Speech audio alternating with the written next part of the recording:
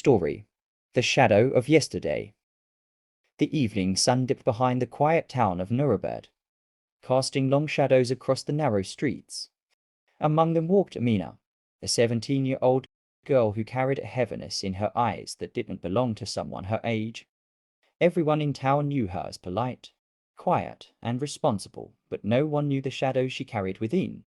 A year ago, Amina had lost her best friend, Miriam, in a tragic accident. They had been inseparable, sharing dreams, secrets, and promises of a bright future. But one rainy afternoon, a simple mistake, a moment of distraction, had changed everything. Amina had insisted they take a shortcut across the road. Thinking it would save a few minutes, she had looked left, but not right. Miriam stepped forward before she could stop her. Ever since that day, Amina's life had been split in two.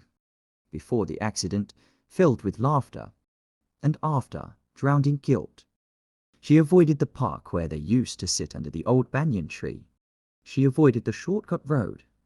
She avoided her own reflection, which always seemed to ask, "Why didn't you save her?" One day, her grandmother found her crying quietly in her room. Instead of comforting her with soft words, she held her close and whispered, "Peter, even the longest shadows disappear when light enters the heart." But Amina didn't understand.